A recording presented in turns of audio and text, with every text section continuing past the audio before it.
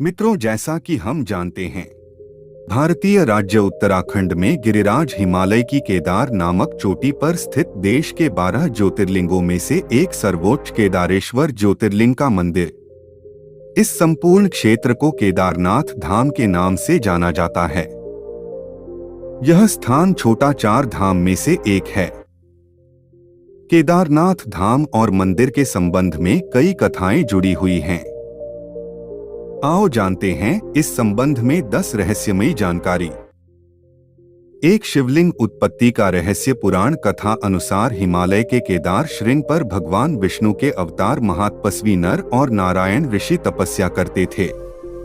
उनकी आराधना से प्रसन्न होकर भगवान शंकर प्रकट हुए और उनके प्रार्थनानुसार ज्योतिर्लिंग के रूप में सदावास करने का वर प्रदान किया। यह स्थल केदारनाथ पर्वतराज हिमालय के केदार नामक श्रृंग पर अवस्थित है। केदार घाटी में 2 पहाड़ हैं, नर और नारायण पर्वत। विष्णु के 24 अवतारों में से एक नर और नारायण ऋषि की यह तपोभूमि है। दूसरी ओर बद्रीनाथ धाम है, जहां भगवान विष्णु विश्राम करते हैं। कहते हैं कि सतयुग में बद्रीनाथ धाम की स्थापना नारायण ने की थी।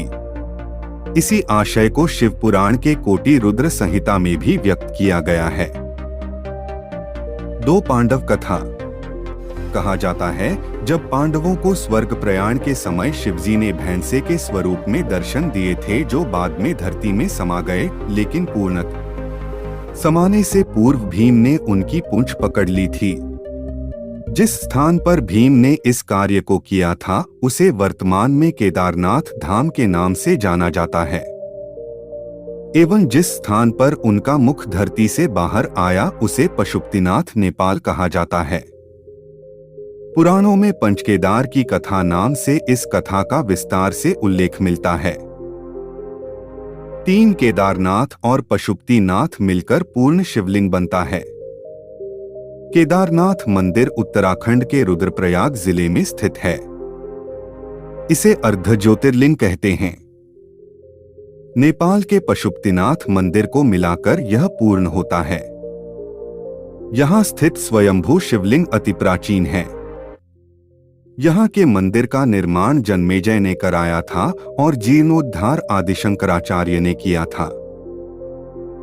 4 एक रेखा पर बने हैं केदारनाथ और रामेश्वरम मंदिर। केदारनाथ मंदिर को रामेश्वरम मंदिर की सीध में बना हुआ माना जाता है। उक्त दोनों मंदिरों के बीच में कालेश्वर तेलंगाना, श्रीकालाहस्ती मंदिर आंध्रा, एकम्बरेश्वर मंदिर तमिलनाडु, अरुणाचल मंदिर तमिलनाडु, तिलई नटराज मंदिर चिदंबरम और रामेश्वरम तमिलनाडु आता है। ये शिवलिंग पंचभूतों का प्रतिनिधित्व करते हैं। 5 400 वर्ष तक बर्फ में दबा रहा मंदिर। वर्तमान में स्थित केदारेश्वर मंदिर के पीछे सर्वप्रथम पांडवों ने मंदिर बनवाया था, लेकिन वक्त के थपेड़ों की मार के चलते यह मंदिर लुप्त हो गया। बाद में 8वीं शताब्दी में आदि शंकराचार्य ने एक नए मंदिर का निर्माण कराया, जो 400 वर्ष तक बर्फ में दबा रहा।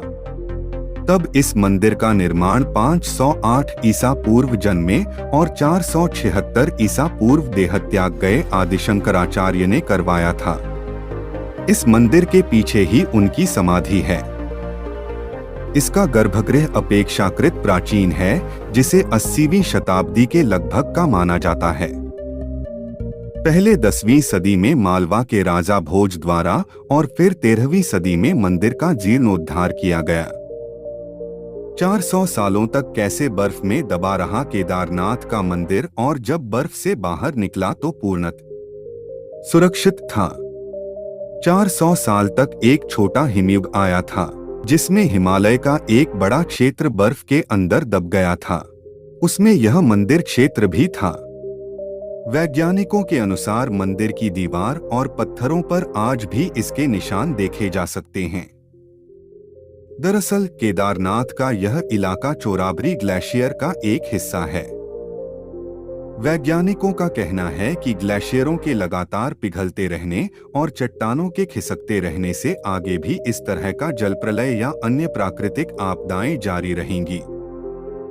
छह माह तक नहीं बुझता है दीपक। दीपावली महापर्व के दूसरे दिन के दिन शीत ऋतु में मंदिर के द्वार बंद कर दिए जाते हैं। 6 माह तक मंदिर के अंदर दीपक जलता रहता है। पुरोहित ससम्मान पट बंद कर भगवान के विग्रह एवं दंडी को 6 माह तक पहाड़ के नीचे ऊखी मठ में ले जाते हैं। 6 माह बाद मई माह में केदारनाथ के कपाट खुलते हैं, तब उत्तराखंड की यात्रा आरंभ होती है। 6 माह मंदिर और उसके आसपास कोई नहीं रहता है। लेकिन आश्चर्य की बात कि 6 माह तक दीपक भी जलता रहता और निरंतर पूजा भी होती रहती है।